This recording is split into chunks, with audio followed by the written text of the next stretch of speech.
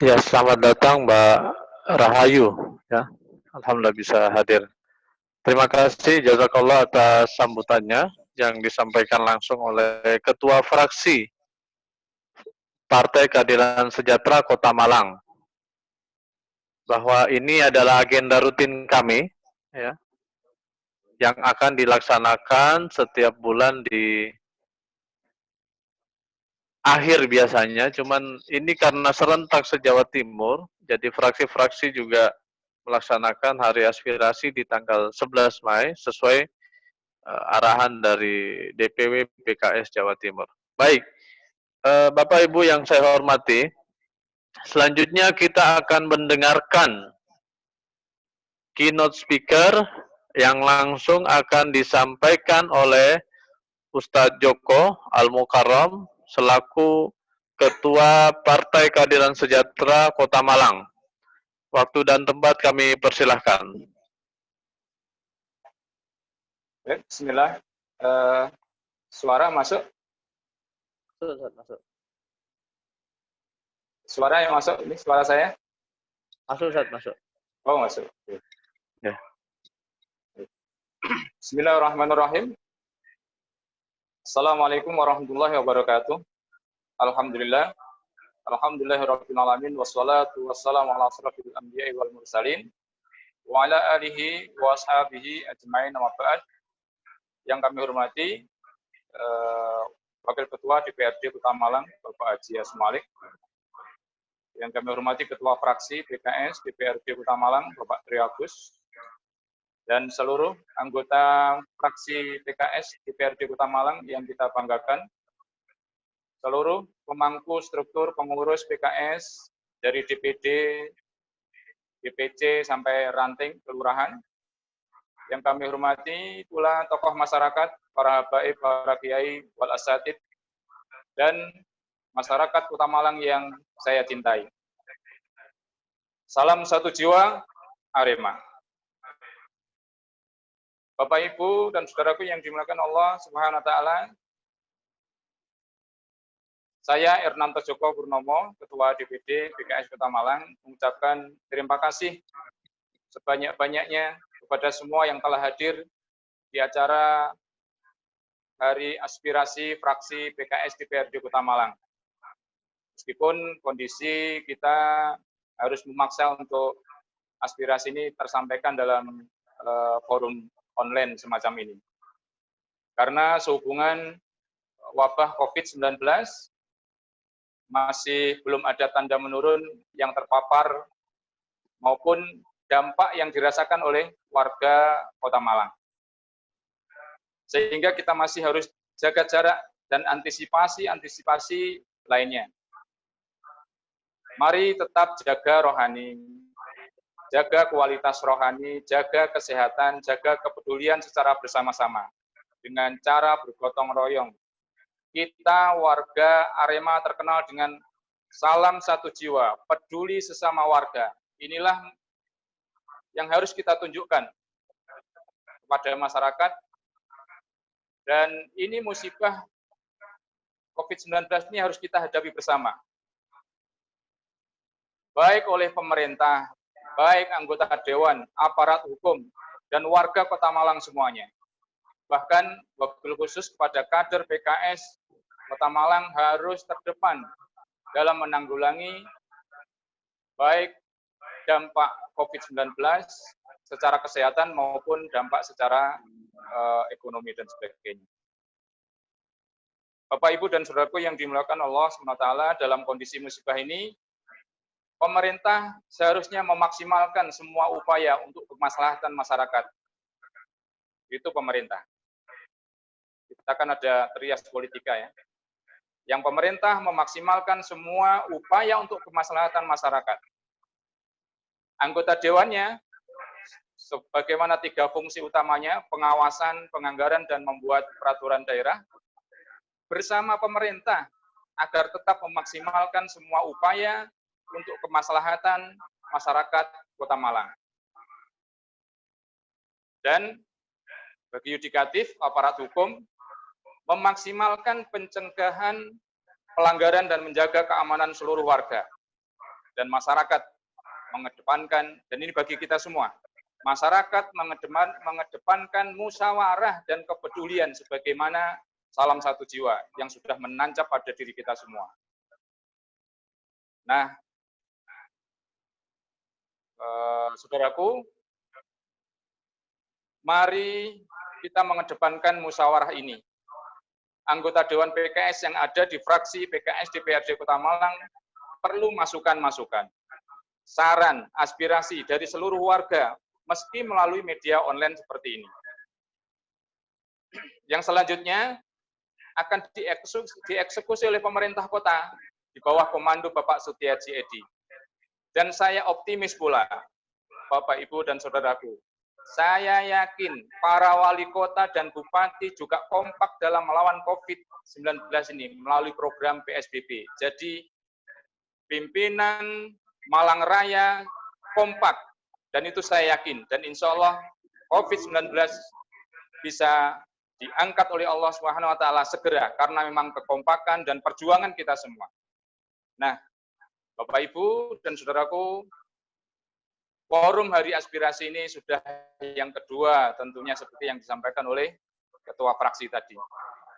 Sejak diluncurkan tanggal 24 Februari yang lalu. Saya apresiasi kepada fraksi PKS yang telah ikut membantu masyarakat, bukan hanya mengandalkan pemerintah saja, tetapi juga sebagian besar bahkan gajinya untuk penanganan COVID-19. Kemarin kita ketahui di masyarakat. Oleh sebab itu, saya ucapkan jazakumullah khairan katsira kepada fraksi PKS DPRD Kota Malang yang telah membuat acara ini kita semakin aspiratif, informatif bagi masyarakat, dan bagaimana kita bisa kolaborasi kepada seluruh komponen pembangunan di Kota Malang. Selamat Hari Aspirasi, fraksi PKS DPRD Kota Malang. Salam satu jiwa, Allahu Akbar, merdeka.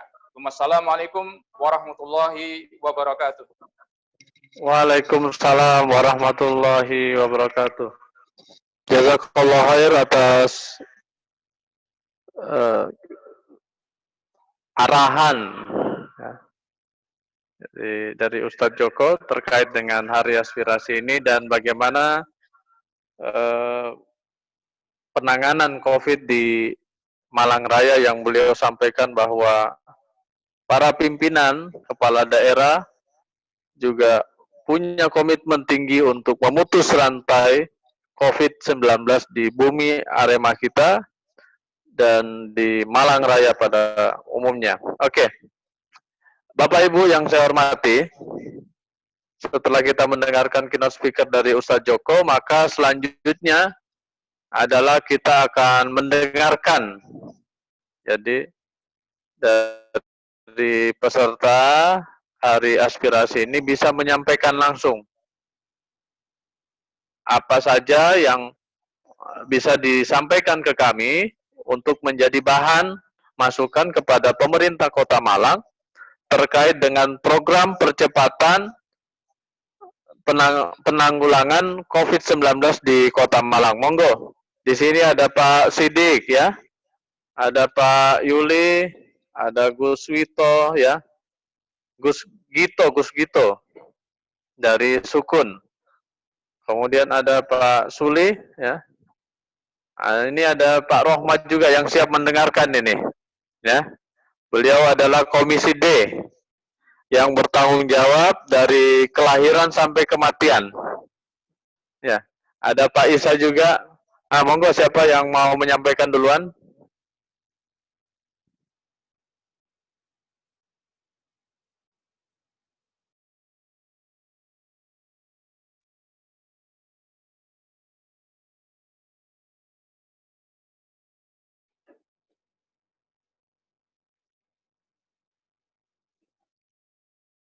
Ya, ini ada dari Pak Isa. Monggo yang lain bisa chat juga atau bisa melambaikan tangannya ya. Di sini ada pertanyaan dari Pak Isa, Kedung Kandang. Mohon penjelasan konsekuensi bila diberlakukan PSBB dan apa upaya apa saja yang dilakukan melihat sebagian masyarakat yang belum memahami bahayanya COVID-19. Oke, monggo. Mungkin dari anggota fraksi Partai Keadilan Sejahtera. Ini saya bacakan dulu ya sedikit dari beberapa yang masuk dari netizen ya. Apakah kebijakan PSBB Kota Malang sudah rapat dengar pendapat dengan DPRD Kota Malang? Kemudian ini ada pernyataan sikap dari Bapak Satria Nugraha, warga Kelurahan Purwantoro, Kecamatan Blimbing, Kota Malang, menerima kebijakan PSBB Malang Raya dengan catatan sebagai berikut. Yang pertama, sistem penyaluran bansos bagi warga terdampak harus siap dan dikonsultasikan dengan DPRD Kabupaten Kota Malang maupun DPRD Kota Batu secara akuntabilitas dan transparan. Yang kedua, ada jaminan pelayanan kesehatan bagi orang tanpa gejala, ODP, dan PDP selama wabah COVID-19 dengan melampirkan BPJS Ketenagakerjaan atau BPJS Kesehatan atau surat pernyataan miskin dari Dinsos Kabupaten atau Kota. Yang ketiga, ada jaminan bantuan langsung tunai bagi warga menengah ke bawah, pegawai yang dirumahkan, dengan update data terbaru yang melibatkan RT, RW, Babinsa Malang Raya. Yang keempat, bila poin ke-1, kedua, dan ketiga yang tersebut di atas tidak terpenuhi, maka kami menolak kebijakan PSBB yang diduga melanggar hak berusaha ekonomi, hak pelayanan kesehatan, hak pendidikan warga negara Indonesia. Demikian untuk menjadikan perhatian. Terima kasih. Tertanda Satria Nugraha, SP, host program PT Pagak Media Televisi Malang, channel YouTube Pagak TV, blogger Kompesiana. Beliau juga anggota DPD KNPI Jawa Timur 2012 sampai 2017. Oke, mungkin ini adalah satu lagi ya, mohon diperhatikan bagi para anggota Dewan dari fraksi PKS. Dari Ibu Ida Kumaida. Assalamualaikum. Saya ingin menanyakan apakah dana-dana dari pemerintah yang biasanya dicairkan untuk sekolah, ada dana BOP untuk TK, BOS untuk SD, dan dana insentif guru pada masa pandemi ini, apakah tetap dicairkan? Mengingat pemberkasan sudah lama kami lakukan. Mohon penjelasan. Baik, Bapak Ibu sekalian, terima kasih atas pertanyaan dan pernyataannya. Monggo dari Bapak Trio selaku Ketua Fraksi bisa menanggapi terlebih dahulu. Nanti bisa ditambahkan oleh teman-teman anggota fraksi yang lain. Waktu dan tempat kami persilahkan.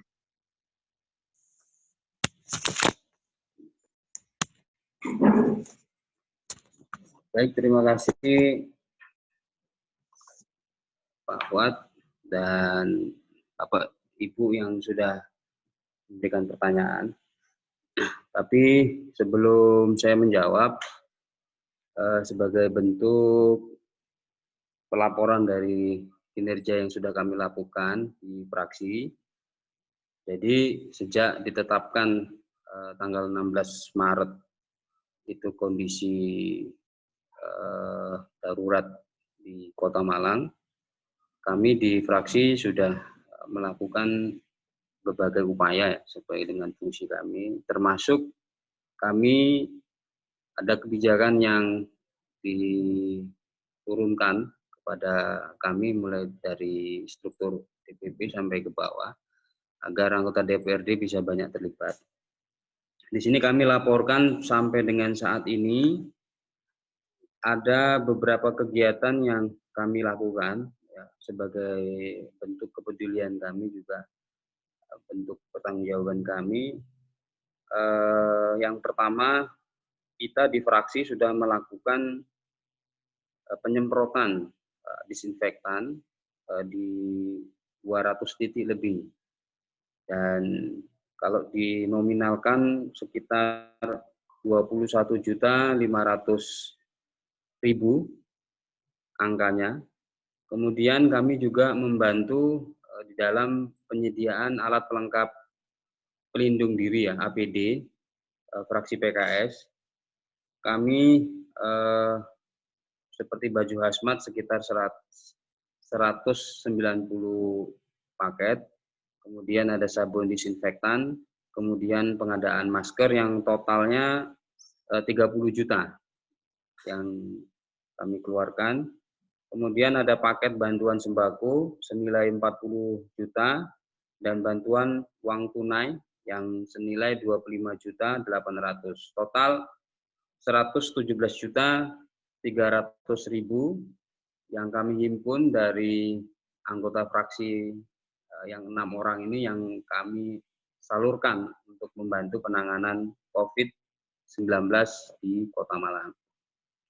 Kemudian kami juga selain ikut terlibat di dalam ini, kami juga menyikapi tentang COVID ini, baik di dalam rapat-rapat hearing dengan berbagai OPD, termasuk untuk memperkaya kami juga sudah kemarin sudah kita adakan diskusi secara online yang mengundang Bapak Kapolres dan juga staf ahli wali kota yang kaitannya dengan PSBB.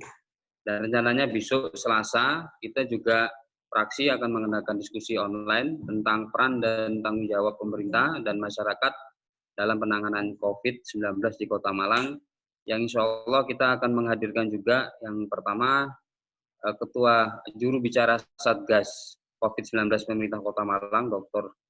Husnul Muarif, kemudian yang pembicara kedua dari Juru Bicara Relawan Malang Bersatu Lawan Corona, Mas Sudarmaji, dan yang ketiga kita juga akan mengundang Bapak Mangku Purnomo, SPMP PhD. Beliau adalah Wakil Ketua Satgas COVID-19 UB Universitas Brawijaya yang akan dimoderatori oleh Pak Rohmat. Sedangkan nanti ke sesi ketiga diskusi online hari Jumat tanggal 15 Mei jam 3 sampai jam 5 kita juga akan menghadirkan yang kita berbicara tentang nasib dunia usaha di selama masa pandemik COVID-19 di Kota Malang, yang akan kita hadirkan Pak Wahyu Setianto sebagai Kepala Dinas Koperasi UKM Perindustrian dan Perdagangan, dan juga akan kita hadirkan perwakilan dari OJK dan juga dari Kadin, Kamar Dagang dan Industri Kota Malang, yang harapannya itu bisa sama-sama berdiskusi. Mungkin sesi terakhir kita juga akan mengundang tentang kaitannya dengan penanganan bantuan sosial. Semoga kami bisa menghadirkan Kepala Dinas Sosial untuk bisa hadir di dalam diskusi kita. Baik, itu sedikit laporan dari kami yang ada di fraksi. Kaitannya sama tadi ya saya coba nanti menjawab satu-satu, nanti bisa dibantu anggota fraksi yang lain, khususnya untuk PSBB. Jadi PSBB ini dasar hukumnya memang melalui peraturan pemerintah nomor 21 ya. Kemudian untuk secara teknisnya ada Permenkes nomor 9 tahun 2020 yang intinya adalah akan diberikan kewenangan penuh kepada daerah tersebut ketika ada beberapa syarat-syarat terpenuhi, terutama di skor. Kalau nggak salah Malang ini skornya sudah mendekati 10.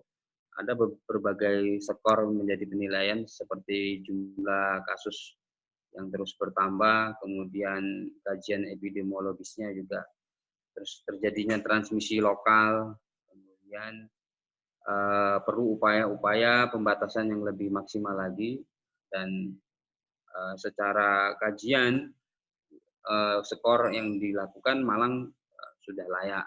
Itu secara hitung-hitungan untuk kelayakan dalam rangka memutus penyebaran virus tersebut.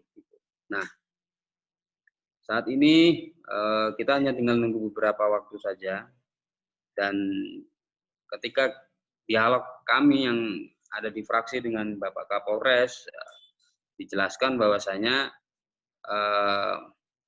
PSBB ini nantinya memang ada konsekuensi hukum. Walaupun itu pendekatan yang terakhir, tapi itu bisa dilakukan. Artinya ketika PSBB ada kewenangan lebih dari penegak hukum yang bisa membawa ke ranah pidana apabila ada dari masyarakat ataupun swasta, baik itu mungkin pengusaha, pedagang yang mungkin tetap membandel ya kalau dengan aturan yang ada. Contohnya nanti akan ada diberlakukan jam malam. Kemudian ada aturan tentang berkendara, seperti yang bersepeda itu tidak boleh lebih dari 2, harus 1, ataupun kalau berdua mungkin harus dibuktikan keluarga, ada hubungan keluarga apa tidak. Kemudian di checkpoint, beberapa titik-titik checkpoint pintu masuk Malang Raya itu akan ada pengecekan yang sangat ketat, termasuk adanya karantina. Dan ini semua ada landasan, ada sanksi pidananya apabila tidak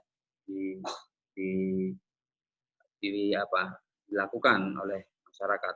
Misalnya ada pengusaha mungkin yang sudah melebihi di jam 8 itu tetap berjualan ya, sudah diingatkan sekali, 2 kali, 3 kali ya, itu mungkin ada diberikan ruang bagi penegak hukum untuk menegakkan itu dengan adanya PSBB.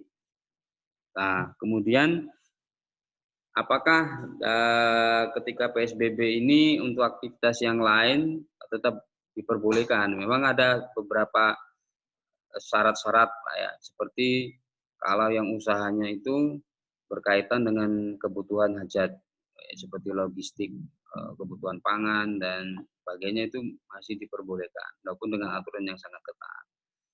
Mungkin toko-toko yang lain ya tetap harus menyesuaikan. Nah, tapi tetap diperbolehkan bagi masyarakat itu untuk keluar. Nah, cuman dengan batasan-batasan yang tadi, terutama kalau malam itu yang jam malam itu yang sangat diperhatikan, dihimbau untuk itu bisa mentaati. Nah, kemudian yang penting saya merespon tadi yang disampaikan oleh Pak Satria ya, kaitannya bisa diterapkan PSBB asal dari pemerintah benar-benar memperhatikan. Ya, ini memang yang menjadi saat ini tantangan buat kita, dan ya harus juga menjadi bahan evaluasi buat pemerintah kota, terutama di jaring pengaman sosial. Kami sendiri di DPRD berdasarkan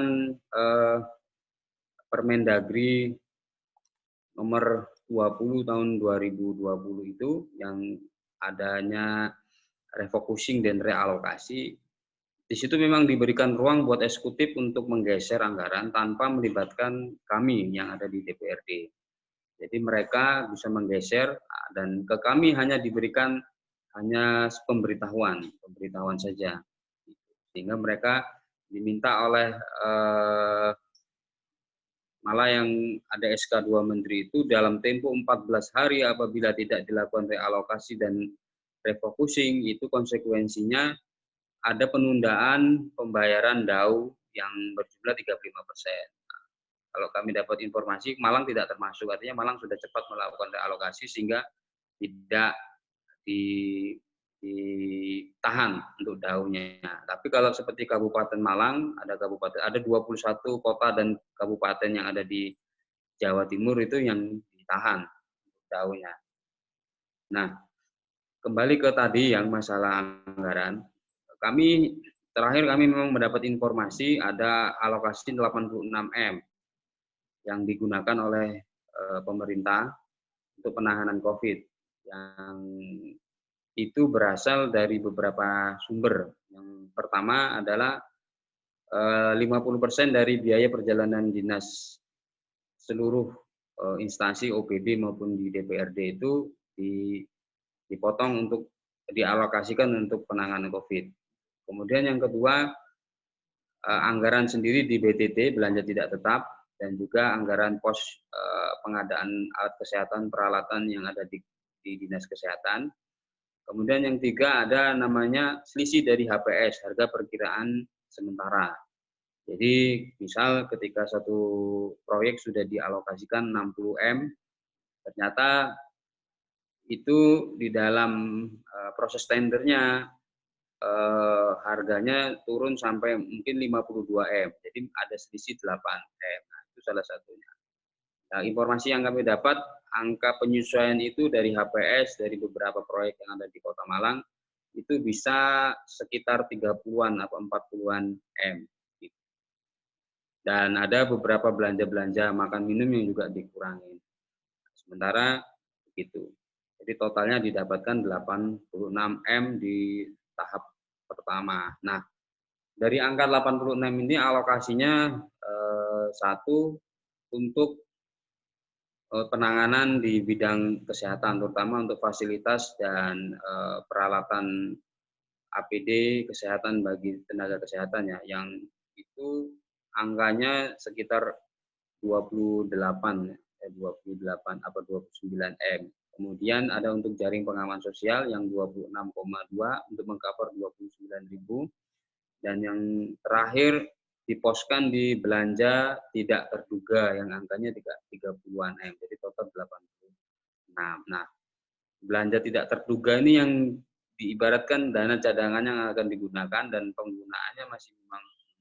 Jadi di sini saya sangat mengharapkan memang dari masyarakat sendiri kepada kami, terutama kalau kaitannya di penanganan jaring pengaman sosial ya, yang bansosnya yang saya yakin pasti akan banyak sekali permasalahan-permasalahan di lapangan. Apalagi kalau update yang terbaru juga, itu total nantinya ada tiga sumber yang digunakan, yang secara resmi dari pemerintahan mulai dari pusat sampai dengan kota itu digunakan untuk mengcover jaring pengaman sosial.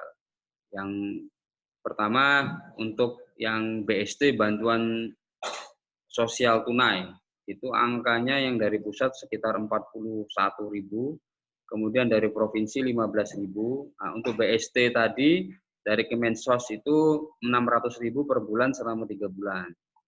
Kemudian kalau yang provinsi mengcover 15.000, angkanya nggak salah cuma 200.000, dan yang terakhir dari Pemkot masih menganggarkan sekitar 29.000. Jadi kalau di total untuk mengcover 85.000. Nah, inilah yang coveran ini yang kadang sering, kalau kemarin saya coba cek di lapangan juga masih banyak masalah. Contoh yang BST ternyata diketahui kalau data itu ternyata data lama, artinya data BLT tahun 2019.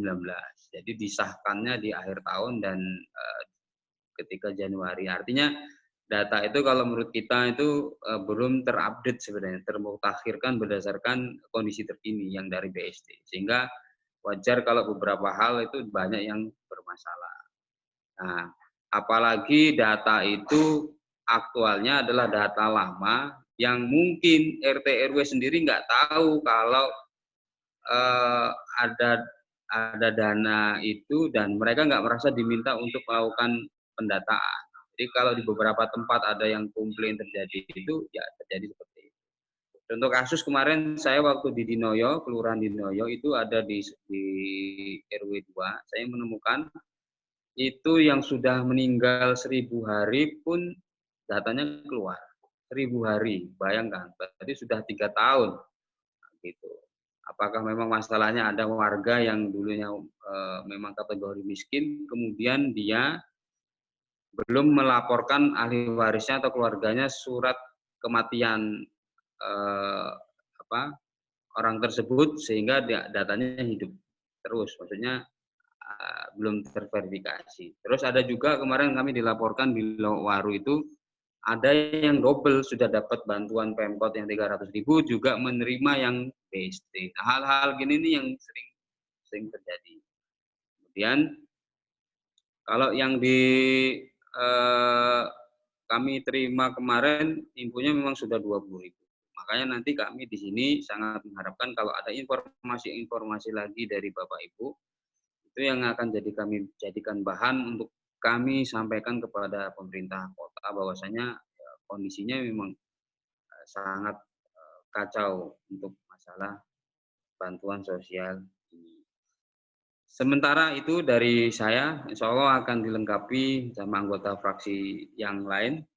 Monggo bisa Pak Rohmat mungkin yang di Komisi B yang sangat paham tentang masalah kesra ataupun masalah bansos ini, kami persilakan.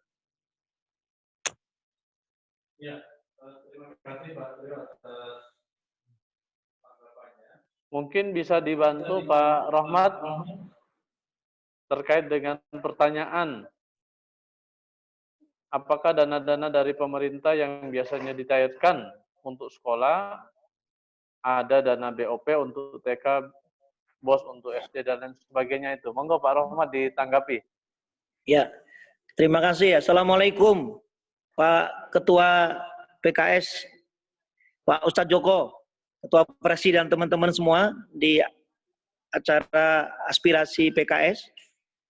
Yang pertama, sebelum saya nanggapi tentang pertanyaan itu, ayo kita kawal bersama-sama supaya warga kita di kampung kita, termasuk kader kita yang kena dampak COVID-19 ini, jangan sampai mereka tidak mendapatkan bantuan dari pemerintah, padahal anggaran yang begitu banyak. Oleh karena itu, kita yang di Dewan ingin bersama-sama dengan masyarakat untuk mengawal dan mengawasinya. Itu kemudian dari pertanyaan Ibu tadi yang disampaikan oleh moderator Pak Fuad, terima kasih. Jadi dana yang di TK atau di PAUD yang disebut dengan BOP, di SD BOS, SMP juga BOS, ini tetap mengalir, tetap cair. Jadi tidak ada hambatan terkait dengan COVID-19. Intinya bahwa dana itu tetap mengalir, cair. Kalau belum turun berarti bersabar. Sampaikan ke dinas, karena anggaran pendidikan ini tetap tidak akan terkurangi terkait dengan COVID-19. Demikian tambahan dari Komisi D, Sekretaris Bapak Rohmat. Terima kasih. Assalamualaikum. Pak Rohmat bisa ditanggapi yang terkait dengan bansos Pak Rohmat. Yang terkait apa? Sudah dijelaskan banyak oleh Pak Trio tadi. Saya intinya oke banget itu Pak Trio, luar biasa. Termasuk kita dukung ini Mas Satria, yang pemuda Paga TV. Kita sepakat kalau ada pembatasan sosial berskala besar, terus kemudian rakyat tidak makmur alias menjerit, ya jangan. Jadi PSB diterapkan, rakyat makan oke, kesehatan oke. Kita setuju. Dewan siap mengawal. Oke. Mungkin dari Pak Waka, Pak Asmalik, monitor mungkin bisa menyampaikan. Beliau salah satu pimpinan DPRD Kota Malang yang biasanya berkomunikasi langsung dengan eksekutif. Monggo, Pak. Ya. Untuk bantuan ini, kelihatannya memang ada beberapa daerah yang terjadi kekacauan, ya, sampai ada RW yang menarik diri karena di demo mungkin ya. Oleh karena itu yang perlu saya sampaikan bahwasanya kalau data yang kita terima, insya Allah pemerintah akan membagikan itu kepada 85.000 jiwa. Ya, 85.000 jiwa. Tidak tahu, kita belum ngecek lagi sekarang ini yang sudah terbagikan sebanyak berapa, kita cek lagi sehingga dengan harapan nanti kalau memang ada lagi yang bisa dibagikan pemerintah atau belum selesai sepenuhnya dibagi, kita bisa cek lagi agar jadi ketenangan di masyarakat untuk penanganan COVID ini. Ya, saya kira itu untuk sementara ya. Jadi sementara insya Allah pemerintah akan bagian 85.000 yang masuk ke kita datanya itu, dan sekarang sudah terbagian berapa, mudah-mudahan ini bisa mengcover. Karena kalau 85.000 jiwa itu kalau tidak ada yang double, maka hampir 30% warga Kota Malang bisa mendapatkan dana bantuan dari pemerintah. Saya kira itu aja Pak Fuad. Iya, terima kasih Pak Asmualik selaku pimpinan DPRD Kota Malang. Mungkin dari Pak Bayu ada yang bisa disampaikan? Cukup. Oke. Baik, Bapak Ibu yang saya hormati, monggo dari teman-teman sekalian yang ada di sini bisa menyampaikan, ya. Tema kita pada hari ini adalah evaluasi penanganan COVID-19 di Kota Malang. Jadi sudah 2 bulan, ya, jalan 2 bulan, dan sebentar lagi akan menerapkan PSBB, ya, yang sebelumnya masih physical distancing, yang sekarang akan lebih ketat lagi dan lebih besar lagi. Artinya memang Malang Raya harus menerapkan, ya, harus kompak menerapkan PSBB sehingga ada pengaruhnya kebijakan kita terkait dengan pembatasan sosial berskala besar. Monggo yang lain ada yang mau disampaikan, Pak Sidik atau Gus Gito, monggo. Dari Pak Sidik.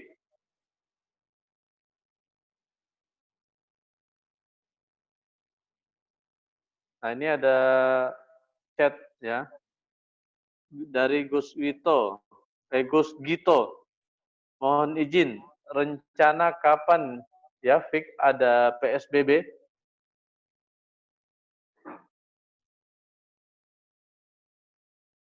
Sekedar informasi, jadi PSBB ini sudah diajukan ke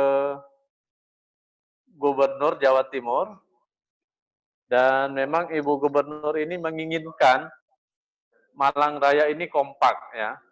Walaupun kemarin ada informasi kabupaten tidak ingin menerapkan, tetapi kami melihat bahwa harus dilakukan di 3 wilayah ini karena saling berkaitan, ya. Jadi banyak warga Kabupaten Malang yang sering mobilisasi ke Kota Malang, begitu juga dari orang-orang yang kerja di Kota Malang banyak yang domisili di kabupaten, sehingga sekarang lagi menunggu keputusan dari Menteri Kesehatan seperti itu. Mungkin ada yang mau ditambahkan, Pak Trio? Baik. Jadi ini tadi sebenarnya ada informasi dari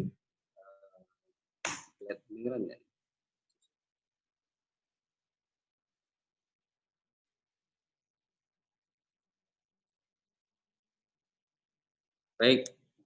Kalau kita lihat ya, ini saya mau share sebenarnya. Ini Gubernur menyetujui Malang Raya ajukan PSBB itu dengan pertimbangan setelah teridentifikasi sedikitnya ada 2 klaster dan menurut perhitungan scoring telah mencapai skor maksimum 10. Jadi skornya ini yang pertama doubling time terjadi di 4 periode, lebih besar dari 3 periode. Skornya 1 dan Malang Raya terpenuhi. Yang kedua, angka kejadian kasus konfirmasi 1,5 per 100.000 penduduk. Lebih besar dari 1 per 100.000 penduduk. Skornya 2 dan terpenuhi. Yang ketiga, terjadi penambahan jumlah kasus kematian dari waktu ke waktu. Skornya 1, terpenuhi. Keempat, presentasi kematian 7,4%. Lebih besar dari standarnya 5%. Jadi angka kematiannya itu 7,4%, skornya 2 dan terpenuhi. 5, sebaran transmisi sedikitnya sudah 2 level, skornya 1 terpenuhi. 6, terjadi transmisi lintas wilayah, skornya 2 terpenuhi. 7, terjadi transmisi lokal, skornya 1 terpenuhi. Total 10 skornya. Dan keterangan skor ini skor 0 sampai 5 karantina individu, skor 6 sampai 7 bisa karantina individu, bisa PSBB, dan skor 8 sampai 10 itu wajib PSBB. Jadi kalau sudah seperti ini memang kadang tanpa keinginan wilayah, tapi ketika dilakukan scoring terutama oleh gubernur itu memenuhi, itu daerah tersebut malah dipaksa untuk PSBB. Contohnya seperti Surabaya mungkin awalnya kan tidak punya keinginan untuk melakukan PSBB, tapi kemudian sama gubernur dipaksa untuk dilakukan PSBB. Dan malah di antara ketika waktu PSBB itu terjadi tambahan klaster baru di Sampurna yang begitu besar jadinya. Itu yang menjadi pertimbangan untuk PSBB, dan saat ini dokumen sudah dalam proses pengajuan. Biasanya kalau dari pusat itu untuk menunggu persetujuan butuh 2-3 hari. Jadi bisa jadi kita lagi menunggu nanti antara besok atau Rabu, bisa jadi Malang Raya sudah mulai diterapkan PSBB kalau ngomong dari aturan. Tapi saya juga minta sebenarnya sebelum PSBB ini betul-betul diperhatikan masalah jaring pengaman sosial untuk masyarakatnya, agar ketika nanti PSBB masyarakat bisa benar-benar ya mendapatkan bantuan yang itu bisa membuat dia nanti benar-benar mematuhi PSBB dan tidak membuat masyarakat itu ya nekat untuk keluar. Karena kalau sudah urusan perut, memang ya apapun bisa ditempuh kan gitu. Apalagi kalau mungkin yang pekerja harian yang harus hari itu juga ya keluar supaya bisa dapat makan. Seperti itu Pak Papua.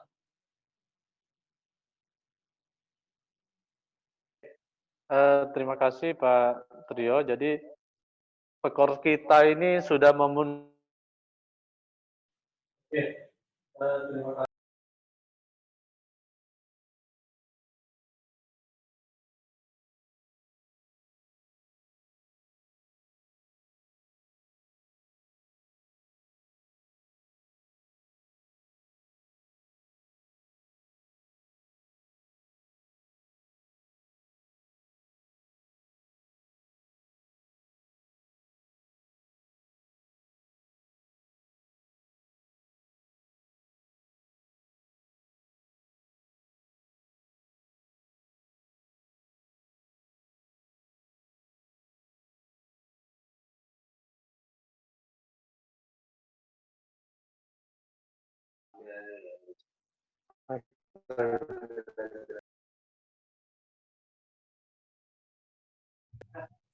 Ya, kedengaran ya. Mohon maaf ada kesalahan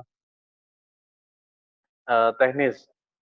Ya, tadi terkait dengan kapan dilaksanakannya ya Pak ya, sudah disampaikan. Kemudian ini ada lagi nih, mungkin teman-teman anggota Dewan yang lain bisa memperhatikan. Ini ada keluhan ya. Jadi mohon izin, di salah satu info yang kami terima bahwa akan ada pembatasan untuk PKL jam 20 ya. Apakah dalam pembahasan Pemkot sudah ada solusi mungkin bagi yang kebetulan bekerja di malam hari, misalnya penjual nasi goreng kan di siang hari masih puasa. Nah, ini bisa ditanggapi Komisi B ya nanti ya, Pak Bayu dan Pak Trio. Kemudian ada lagi ini dari Pak Isa. Sejauh mana upayanya pemerintah untuk menyiapkan akan diberlakukannya PSBB? Saya melihat kesadaran masyarakat masih rendah di beberapa wilayah. Saat ini pasar masih ramai, mal masih ramai, dan pusat keramaian masih seperti biasanya. Pak Sidik. Assalamualaikum warahmatullahi wabarakatuh. Kalaupun PSBB jadi diterapkan, mohon untuk disosialisasikan kepastian bagaimana teknisnya, sehingga tidak menimbulkan keresahan. Dan terkait data penerima bansos, mohon antar dinas bisa terkoordinir satu komando dan PKS yang paling handal tentang data. Terima kasih Mas Sidik. Kemudian ada dari Pak Saiful. Bagian dari penanganan wabah ini adalah jaring pengaman sosial. Kemarin masih banyak catatan terkait dengan pendataan. Ada data ganda, meninggal, pindah, dan lain, dan seterusnya. Mohon tema tersebut sangat diperhatikan untuk diperbaiki agar tidak menghambat masyarakat yang terdampak menerima haknya. Terima kasih Pak Saiful, Pak Sidik, Pak Isa, dan Pak Gito. Monggo dari Komisi B dulu ya, ada Pak Trio dan Pak Bayu bisa menanggapi terkait dengan PKL.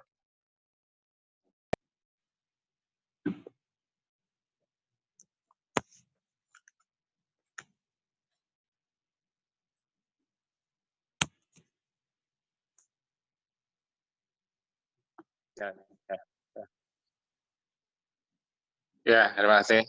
Assalamualaikum warahmatullahi wabarakatuh. Terima kasih Mas Suad.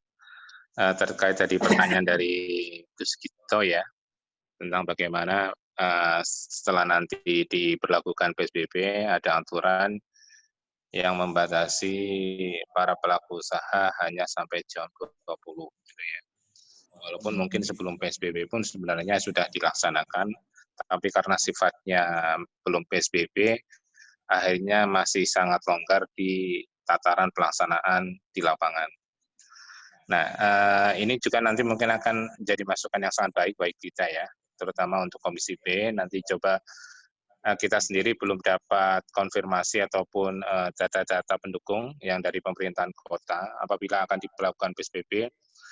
Para pelaku usaha seperti ini, apakah yang terdampak ini ada perlakuan khusus gitu ya, ataupun ada semacam kompensasi-kompensasi. Nah itu terima kasih atas masukannya. Tadi pertanyaan yang sifatnya menurut saya masukan, karena memang tidak terpikir mungkin ya kompensasi yang apa yang menjadi terdampak para pelaku ekonomi. Selama ini mungkin kita fokus di sosial ekonomi secara keseluruhan. Karena memang dari awal-awal bansos, terus jaring pengaman sosial dari pemerintahan kota, itu agak sedikit kurang pas pendataannya ya. Ada beberapa dari dinas sosial, dinas perhubungan, Diskopindak, Dispora, dan dinas pendidikan yang akhirnya saling tumpang tindih. Ya. Dan setelah evaluasi beberapa kejadian-kejadian yang tumpang tindih, akhirnya yang kita dapat informasinya dari pemerintahan kota disepakati bahwa pendataan lewat satu pintu di Dinsos. Nah, artinya mungkin nanti langsung dikerucutkan pendataan di satu pintu lewat RT RW yang nanti ujungnya mungkin ke Dinsos. Nah, hal-hal yang tadi disampaikan, bagaimana kompensasinya? Apakah ada mungkin ya di luar bansos untuk para pelaku usaha yang justru mungkin ramainya pas malam, apalagi pas masa bulan puasa ini. Itu nanti coba akan kita konfirmasikan, ya kita catat tadi yang disampaikan, nanti kita tanyakan ke dinas terkait. Mungkin itu Mas Suad yang bisa kami sampaikan, karena memang kami sendiri belum ada informasi lanjutan dari Diskopindak atau dinas terkait dengan problematika apabila PSBB diberlakukan dan ada pembatasan secara ketat jam 8 malam ke atas tidak boleh para pelaku usaha untuk melakukan kegiatannya, kira-kira kompensasi apa yang didapatkan? Itu yang belum kita dapatkan.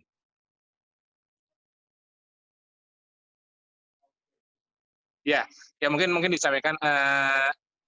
Ini insya Allah kan kita ada webinar juga setelah kemarin bahas tentang persiapan PSBB. Ini hari Jumat tanggal berapa?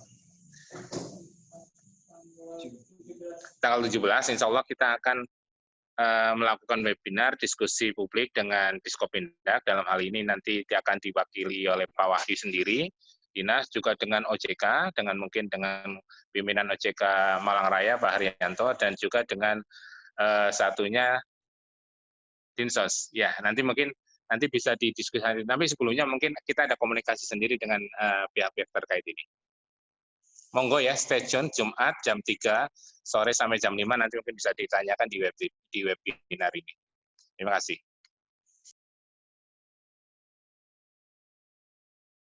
Pasti kami akan mencatat ya apa saja yang menjadi keluhan dan akan kami komunikasikan dengan OPD sehingga bisa mendapatkan solusi yang terbaik untuk masyarakat Kota Malang. Oke, baik. Selanjutnya mungkin dari Pak Ketua Fraksi ya bisa menanggapi dan bisa juga dari Pak Ulum ini. Kita punya anggota fraksi di Komisi A, Pak Ulum. Pak Ulum, mungkin ada tanggapan dari Pak Ulum selaku anggota fraksi dari Komisi Komisi A, mohon maaf. Ya, bismillahirrahmanirrahim. Assalamualaikum warahmatullahi wabarakatuh. Kami dari Komisi A yang membidangi bidang hukum dan pemerintahan hanya ingin menyampaikan pesan dari Pak Kapolresta sebagaimana hasil dari webinar pertama di fraksi PKS online. Pesan beliau menyampaikan terima kasih kepada warga Malang, warga Kota Malang yang telah ikut berjaga-jaga di kampung masing-masing ya. Meskipun PSBB ini masih belum secara resmi disahkan, teman-teman warga Kota Malang sudah berbondong-bondong untuk menjaga kampungnya masing-masing. Itu penyampaian terima kasih kami dari fraksi PKS juga. Yang kedua, mudah-mudahan dengan apa yang akan diterapkan oleh Kota Malang di PSBB, keamanan bisa kita jaga bersama. Tidak usah panik karena teman-teman dari kepolisian maupun Satpol PP aktif turun ke lapangan untuk menjaga kondusivitas kondisi Kota Malang. Itu saja dari kami di Komisi A. Tetap tenang, kita bisa melawan COVID ini secara bersama-sama. Terima kasih Pak Fuad. Oke, terima kasih Pak Ulum ya. Monggo dari Pak Ketua Fraksi, ada yang mau disampaikan? Ya, sedikit menambahkan saja Pak ya. Artinya PSBB ini ya sebagai langkah yang kita anggap memang bisa lebih efektif dalam meminimalkan penyebaran. Tapi memang konsekuensinya, terutama dari pemerintah ini, tadi sudah banyak masukan-masukannya. Ini akan menjadi catatan kami yang nanti akan kami kawal dan kami sampaikan. Jadi insya Allah besok kami juga dari fraksi akan datang ke posko pendataan yang ada di Pemkot Malang, karena Pemkot itu sudah punya aplikasi namanya si Bansos, jadi sistem bantuan sosial yang kita akan lihat secara langsung nanti sebenarnya apa yang kita dapatkan dari beberapa waktu kami turun ke lapangan itu akan kita termasuk dengan hasil aspirasi hari ini nanti kita bawa agar itu juga ada perbaikan ya, terutama yang selain ketepatan ya, maksudnya tepat sasaran, yang kita butuhkan sekarang juga kecepatan. Jadi bagaimana itu cepat segera realisasi, karena memang masyarakat sudah menunggu. Kemarin waktu kami di struktur sama dengan struktur di DPC itu turun ke bawah, itu ada salah satu masyarakat yang kebetulan beliau bekerja di perusahaan yang biasanya di mall ya, Informa kan perusahaan perabotan. Nah, itu beliau sudah 2 minggu dirumahkan dan tanpa gaji sama sekali, dan belum ada pendataan ataupun belum ada ini ke beliau.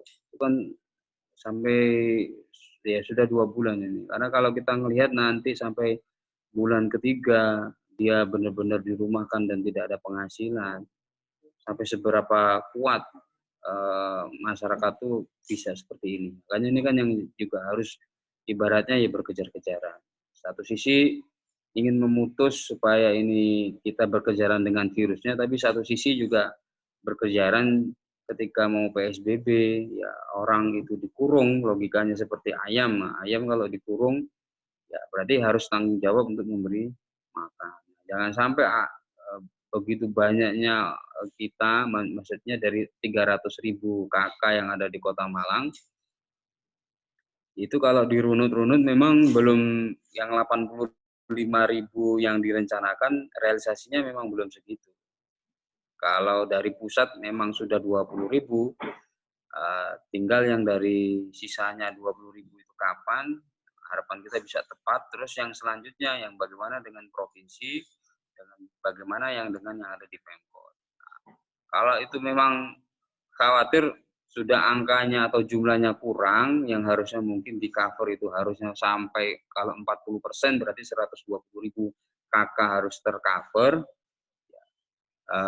Selain jumlahnya harus benar-benar tercover semua untuk masyarakat, ya juga cepat, biar cepat tertangani. Dan juga kita harapkan jangan sampai double gitu. Karena kalau ini tidak, kita bisa memahami potensi untuk terjadinya gesekan di masyarakat akan sangat tinggi sekali. Contohnya kemarin yang sudah terjadi di Kelurahan Klojen, ya, di Kelurahan Idul Dalem itu yang dituntut RW-nya. Satu sisi bisa jadi RW-nya juga mungkin nggak tahu kalau ada BST itu cair gitu, sehingga tapi dianggap bahwasanya Pak RW sudah memilih orang itu, padahal bisa jadi Pak RW-nya juga nggak tahu karena itu mungkin data lama kan yang BST gitu, tiba-tiba cair dan mereka merasa di data tapi nggak keluar ataupun belum ada kejelasan gitu. Nah ini yang kita mungkin akan aspirasi ini kan kita bawa dan menjadi pertimbangan kami juga. Mari sama-sama untuk kita kawal lah untuk jaring pengaman sosial. Seperti itu Pak Fuad. Ya, terima kasih banyak Pak Rio. Ini ada dari Pak Anton, ya. Yang dirasakan masyarakat bawah, sudah 2 bulan pembatasan gerak ini, belum ada dana yang turun secara merata, sehingga gerakan, ajakan, penolakan PSBB ini makin kencang. Jadi ada kelompok masyarakat di Kota Malang ini yang tidak menginginkan PSBB. Nah ini juga menjadi perhatian kita, ya kan? Karena regulasi yang diberikan oleh pemerintah pusat ini adalah PSBB, ya kan? Dan kita mau menerapkan, tetapi ya di masyarakat tidak menginginkan karena mereka sudah merasakan ya dengan pembatasan sosial ini ekonomi menjadi lemah ya. Nah, ini mungkin jadi perhatian dan bisa kita diskusikan nanti di fraksi dan kita komunikasikan Pak Anton. Terima kasih. Ini dari Gus Gito lagi ya, terkait dana yang diturunkan memang perlu diperjelas. Artinya, apakah mungkin masyarakat bisa langsung mengusulkan nama-nama yang belum mendapatkan ke pemerintah? Lewat jalur mana dan bagaimana caranya agar masyarakat bisa memonitor usulan itu? Apabila memang usulannya tidak berhak mendapatkan, berarti harus ada batas-batas yang jelas. Ya, ini usulan. Monggo ditanggapi.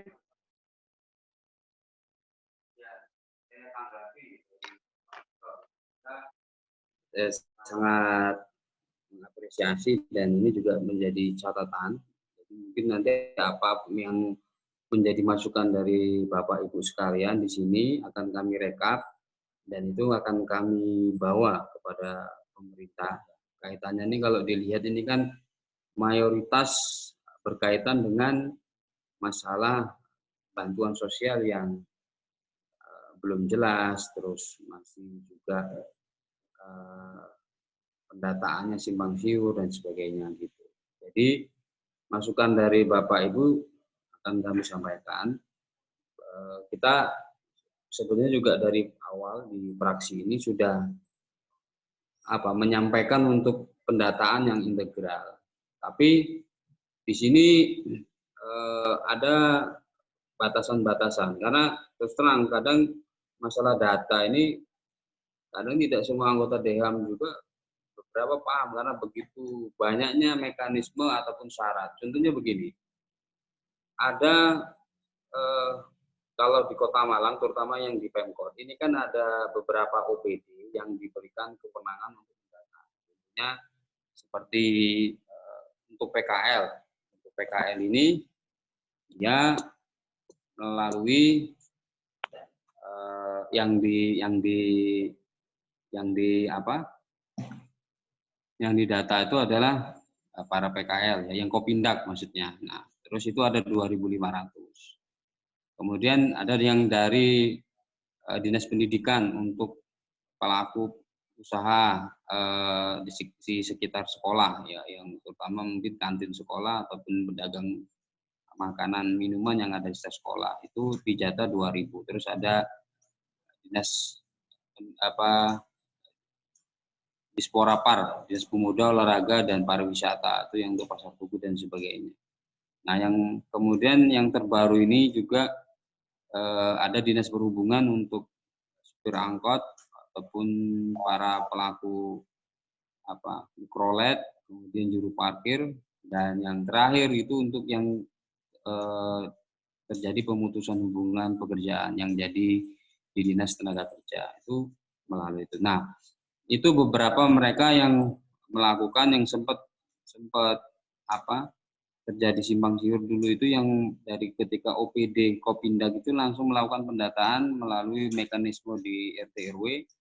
Tapi karena biasanya yang sebelum-sebelumnya yang biasanya melakukan pendataan untuk masalah sosial ini itu adalah dinas sosial, ya artinya untuk verifikasi memang tidak melibatkan mereka yang ada di dinas sosial, tapi kelurahan sama camat mungkin yang sendiri. Nah, kalau mekanismenya melalui dinas sosial itu masuknya nanti harus melalui mekanisme DTKS, Data Terpadu Kesejahteraan Sosial.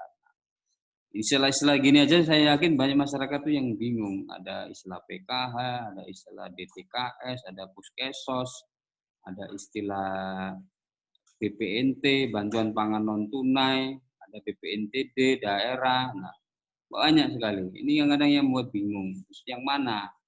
Dan besarannya bervariasi kan gitu.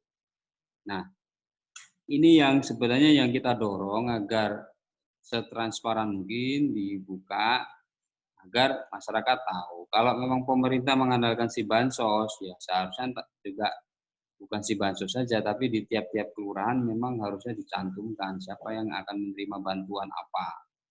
Gitu. Karena ada 3 sumber ini dengan berbagai macam jenisnya, ada berbagai istilah. Karena yang terbaru ini pun dari pemerintah pusat namanya itu BST, Bantuan Sosial Tunai. Itu bantuan sosial tunai.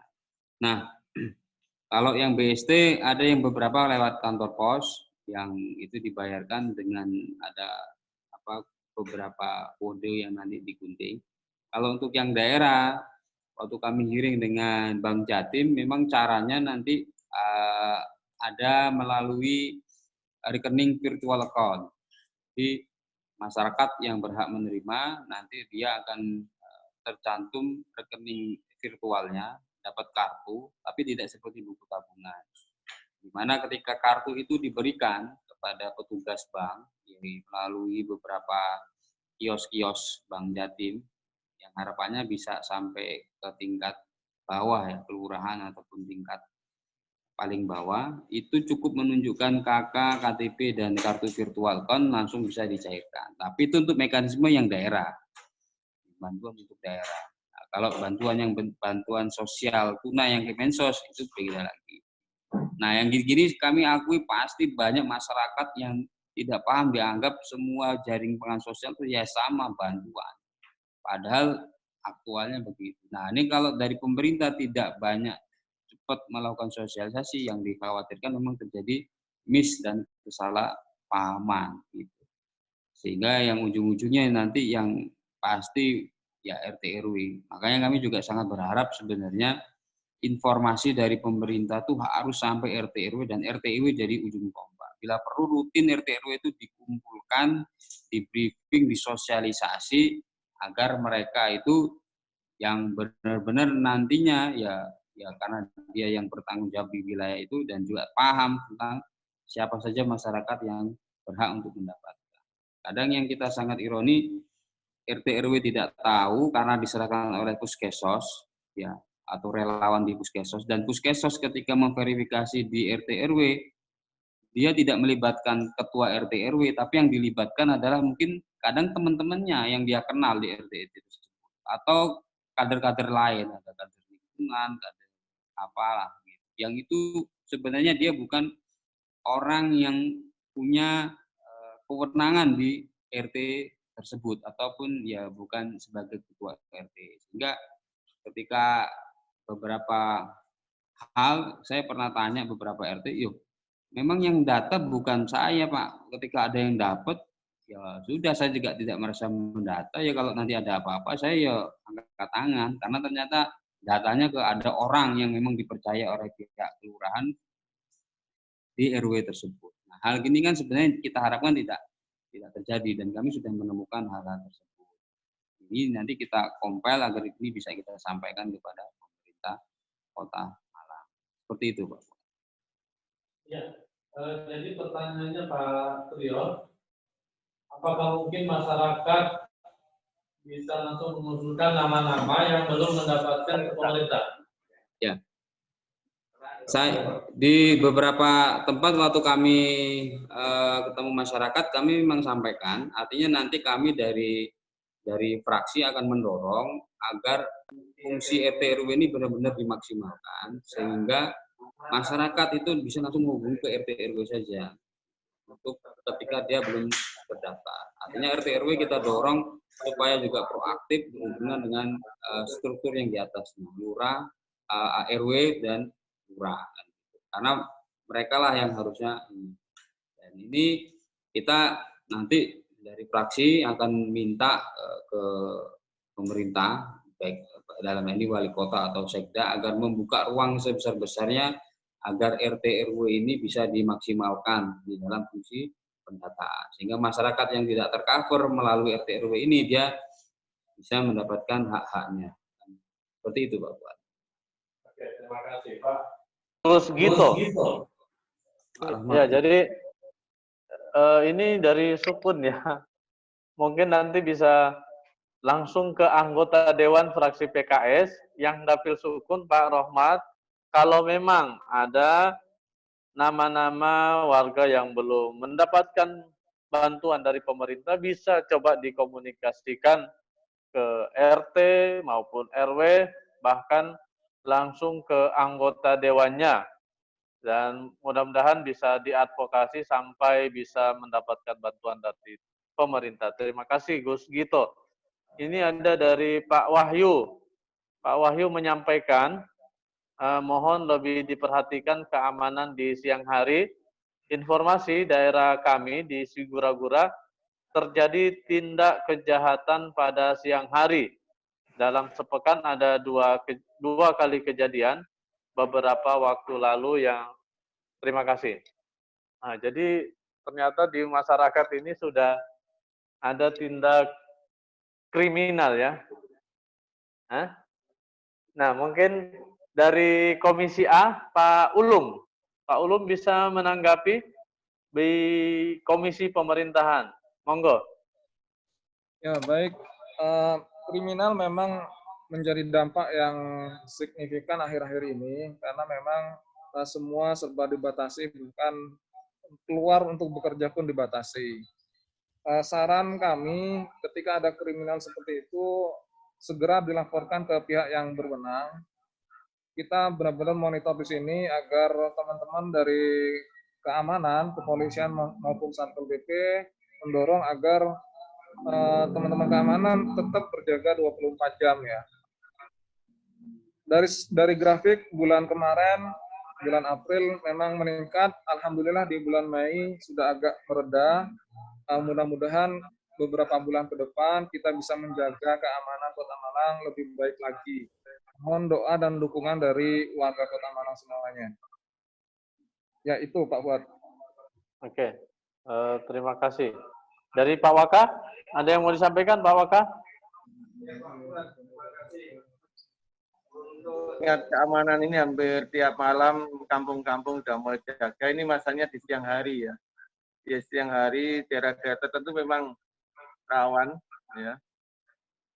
Kalau di daerah kampus terutama itu kan sudah mulai mahasiswanya mulai berkurang, jadi tingkat sepinya itu semakin sepi ya. Ini mudah-mudahan nanti Komisi A bisa berkomunikasi dengan pihak berwenang, karena mungkin jalur komunikasi dengan kepolisian dan juga Satpol PP untuk melihat beberapa titik-titik tertentu yang dianggap rawan untuk ada sirkulasi atau pergerakan keamanan untuk bergerak di daerah-daerah tertentu tersebut.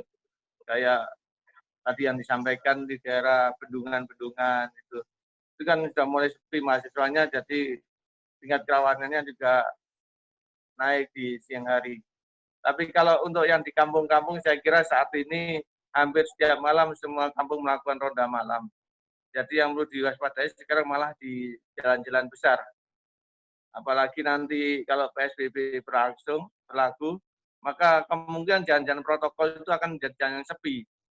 Dan ini beresiko bagi pengendara motor misalnya di malam hari sendirian itu, karena di situ sudah hampir tidak ada orang, jadi sangat beresiko. Jadi ya, himbauan saya juga kepada masyarakat, nanti kalau PSBB sudah diberlakukan, tolong untuk tidak keluar rumah kalau tidak penting banget. Kalaupun penting, itu tolong nanti juga tidak sendirian. Ya, tidak sendirian. Karena apa? Karena nanti kerawanan di jalan. Saya kira itu, Pak Fuad. Mudah-mudahan Kota Malang tetap aman. Pak Smalik, sebelum yang lain, ini ada dinamika di masyarakat ya tentang ajakan penolakan PSBB di masyarakat ini semakin kencang. Bagaimana menurut Pak Waka?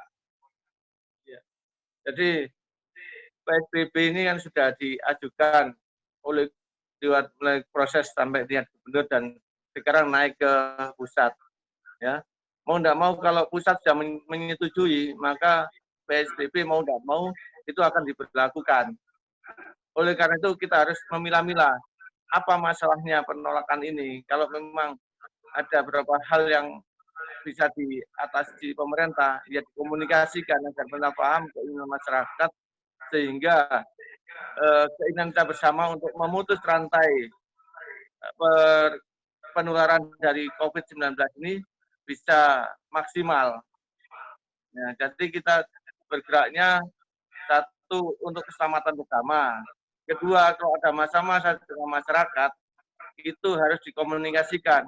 Maka yang sempat diusulkan oleh Pak Bupati di media itu tentang kampung tangguh, itu harus diperkuat oleh pemerintah kota. Dan ini harus jadi wacana kita bersama.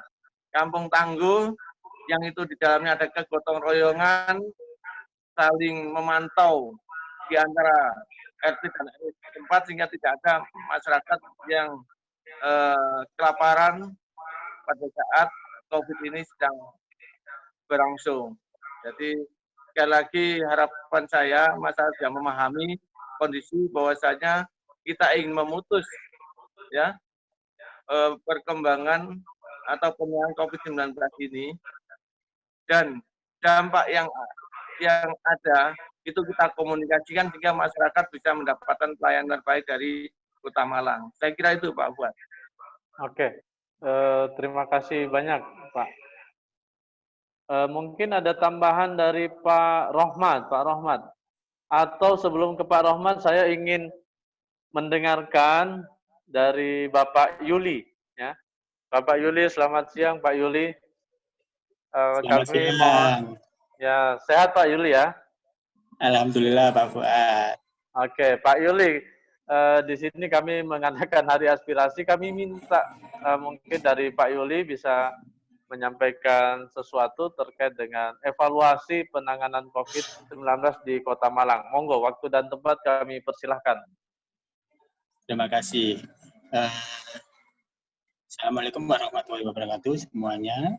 Rekan ketua, untuk rekan-rekan semuanya, yang perlu saya sampaikan di sini adalah bagaimana kita harus mempunyai endurance atau ketahanan informasi, yaitu pilar ketahanan informasi antara pemerintah, masyarakat, dan media itu segitiga sama sisi yang tidak boleh saling menjatuhkan, justru harus saling menguatkan.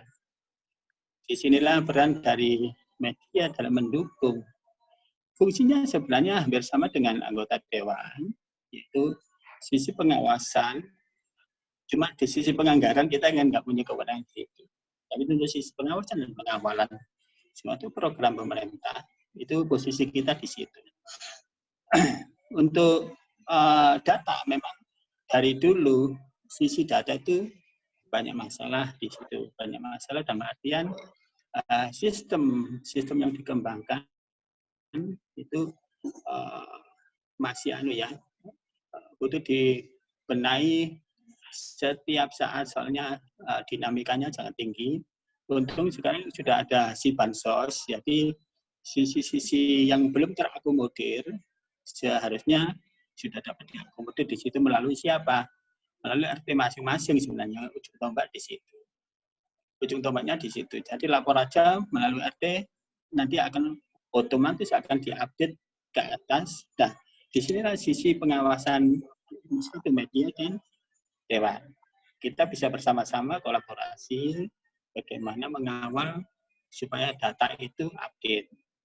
Banyak keluhan memang saat di pandemi COVID ini, terutama kita salah satu media besar di Malang dan se-Indonesia yang merupakan bagian dari Malang Bersatu Lawan Corona MPLC, bagaimana sisi kecepatan penanganan dan pendistribusian bantuan ke masyarakat itu kecepatannya tidak berbanding lurus dengan kebutuhan masyarakat yang begitu mendesak.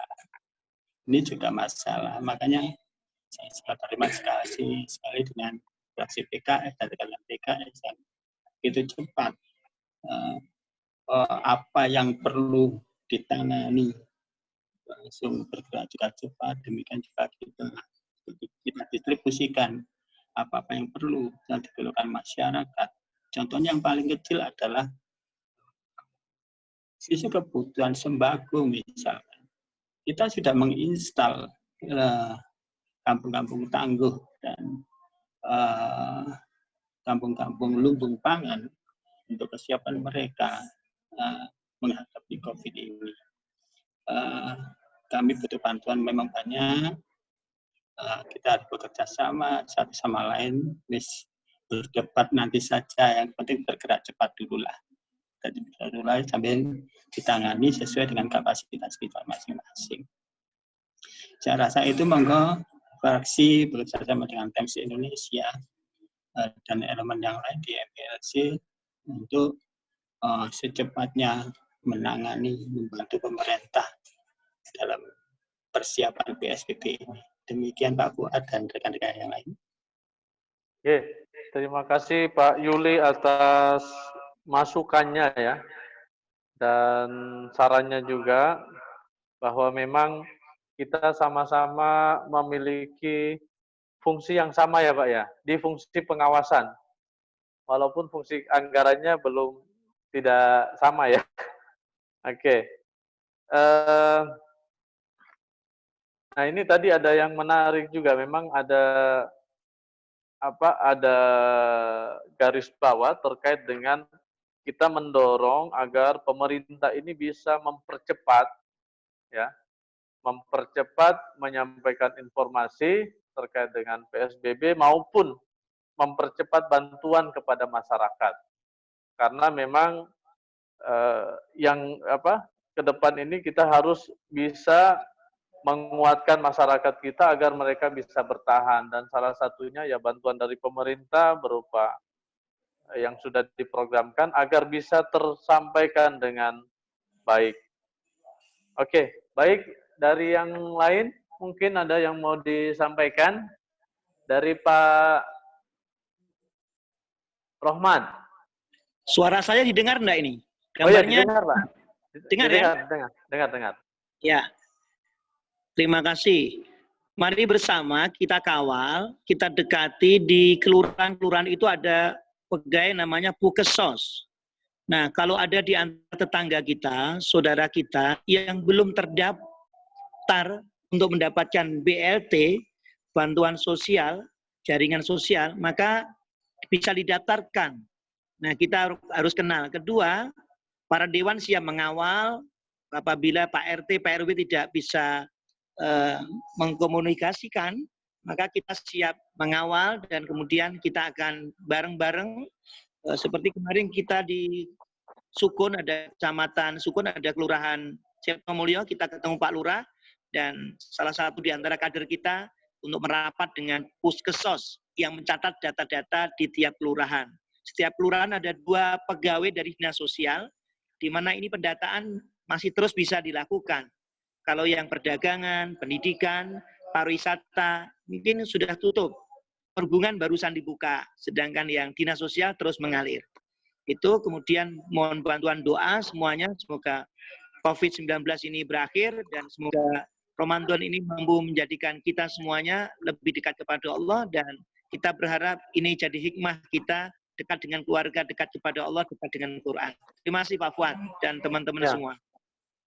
Oke, baik Pak Rohmat, terima kasih banyak atas tanggapannya. Insya Allah seluruh anggota fraksi Partai Keadilan Sejahtera DPRD Kota Malang siap untuk mengawal nama-nama yang belum termasuk ya menjadi penerima bantuan dari pemerintah Kota Malang. Dan memang kami meyakini bahwa tidak ada satupun masyarakat hari ini yang tidak terdampak dari COVID-19. Oleh karena itu, mari kita bersama-sama, kita dukung pemerintahan kita, pemerintah Kota Malang, untuk bisa merapikan kembali pendataan mereka, ya, agar semua masyarakat yang ada di Kota Malang ini bisa menerima, ya. Karena yang kami tahu bahwa sumber bantuan dari pemerintah ini ada yang dari APBN, ada yang dari provinsi, dan ada dari APBD Kota Malang. Dan insya Allah mudah-mudahan bantuan yang dikucurkan oleh pemerintah ini cukup untuk warga Kota Malang yang ada sekitar 250 ribuan kakak, ya. Jadi kita pingin bantuan ini per kakak, Pak, Bapak Ibu sekalian. Monggo mungkin ada yang disampaikan dari Pak Ketua Fraksi.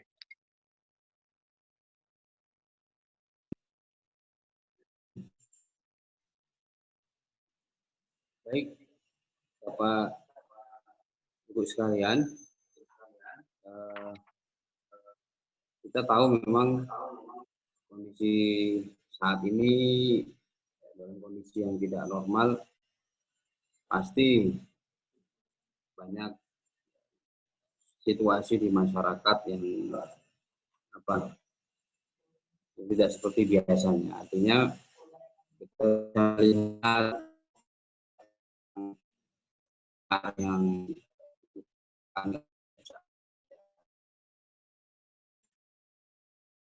kalau waktu saya main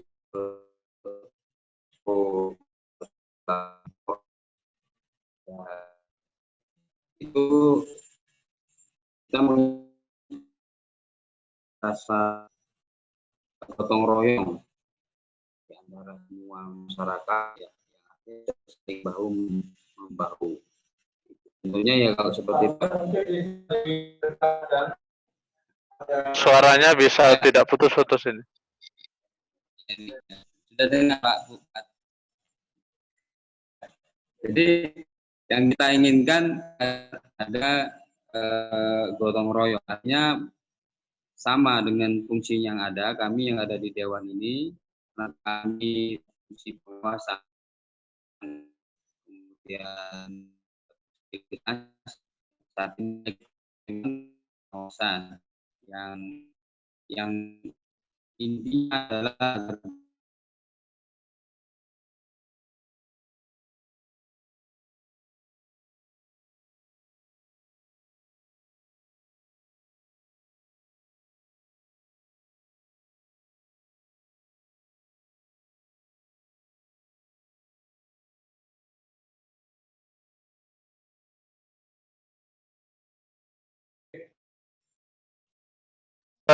karena kendala teknis jaringan, ya. Jadi karena sebentar lagi kita akan selesai, saya cuma ingin memberikan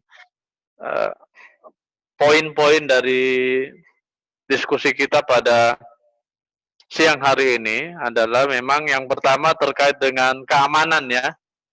Karena sudah terjadi banyak tindak kriminal, maka nanti kami juga akan berkoordinasi lewat Pak Ulum ini. Beliau adalah Komisi A bagian pemerintahan yang selalu berkoordinasi dengan perangkat di tingkat kelurahan, Babinsa, TNI, Polri dan lain sebagainya, untuk bisa nanti kita kasih catatan agar bisa melakukan, ya, meningkatkan keamanan di wilayah pemukiman, ya. Ya, karena memang sekarang ini luar biasa kenekatan dari masyarakat, ya. Kemudian terkait dengan data yang rancu tadi, insya Allah di pemerintahan Kota Malang sudah membuat aplikasi yang namanya si Bansos. Ini tadi barusan kami lihat ngecek sebentar di sana, memang untuk sementara belum bisa diakses oleh masyarakat secara umum, hanya baru bisa digunakan oleh tingkat internal pemerintah Kota Malang, tetapi insya Allah ke depan akan di-launching, ya. Karena aplikasi ini akan sangat bermanfaat untuk masyarakat Kota Malang untuk melihat siapa yang sudah menerima bantuan dan siapa yang tidak terdaftar di sana. Nah, nanti dari data tersebut bisa langsung disampaikan siapa yang belum masuk maupun yang sudah. Yang pasti kami minta kepada masyarakat Kota Malang untuk selalu berkoordinasi dengan otoritas yang paling bawah di masyarakat, yaitu tingkat RT dan RW, ya. Dan kami juga mendengar bahwa ke depan setelah pemerintah Kota Malang mendata lewat OPD Dishub, kemudian pendidikan, sosial, dinas sosial maupun dinas koperasi, maka setelah ini akan ada pendataan secara teritori atau kawasan. Dan insya Allah peran RT dan RW ini akan dikuatkan dan bisa menampung nama-nama ataupun warga yang belum bisa mendapatkan bantuan agar bisa diajukan. Bapak Ibu sekalian, ya, jadi terkait dengan fungsi kami, ya, sebagai anggota Dewan di DPRD Kota Malang, kami senantiasa membuka diri untuk masyarakat Kota Malang untuk bisa menyampaikan aspirasinya, baik melalui online maupun secara offline, bertemu dengan kami, agar bisa kami pelajari masalah-masalah yang Bapak Ibu rasakan, dan mudah-mudahan kami bisa perjuangkan untuk bisa mendapatkan solusi dan untuk kemaslahatan kita semuanya. Mungkin itu dulu yang bisa kami sampaikan terkait dengan Hari Aspirasi fraksi Partai Keadilan Sejahtera. Kami mengucapkan terima kasih kepada Bapak anggota dewan dari fraksi PKS, ada ketua fraksi Bapak Trio, ada Pak Asmalik, Pak Ulum, Pak Bayu, Pak Rohmat, dan kami juga berterima kasih kepada Ustadz Joko yang telah mengawal kami ya, dan menjadi keynote speaker pada hari fraksi pada saat ini. Dan kami juga terima kasih kepada Bapak Yuli, Pak Sidik, Pak Sadam, ada Pak Bu Yeni, ya, ada Pak Anton, ada Pak Isa, ada Pak Suli, ada Gus Wito, Pak Ruby, dan lain sebagainya. Kami ucapkan terima kasih atas partisipasinya pada siang hari ini. Dan sebelum kami tutup, kami ingin menginformasikan bahwa fraksi PKS Kota Malang akan melaksanakan webinar lagi yang kedua dengan tema peran dan tanggung jawab pemerintah. Jadi peran dan tanggung jawab pemerintah dan masyarakat dalam penanganan COVID-19 di Kota Malang bersama Dr. Kusnul Muarif selaku juru bicara Satgas COVID-19. Kemudian ada juga juru bicara relawan MBLC Malang Raya, Pak Sudarmaji, dan ada wakil ketua Satgas COVID-19 Universitas Brawijaya, Bapak Mangku Purnomo SPMP PSD, dan akan dimoderatori oleh Haji Rohmat Esos selaku wakil ketua fraksi Partai Keadilan Sejahtera DPRD Kota Malang. Demikian yang bisa saya sampaikan. Jangan lupa, acara webinar itu akan dilaksanakan hari Selasa. Jadi besok tanggal 12 Mei tahun 2020, jam 15 sampai jam 17 waktu Indonesia Barat. Demikian kami ucapkan terima kasih. Mohon maaf atas kekurangan dan kekhilafan kami. Terima kasih banyak. Wabillahi taufiq wal hidayah. Assalamualaikum warahmatullahi wabarakatuh.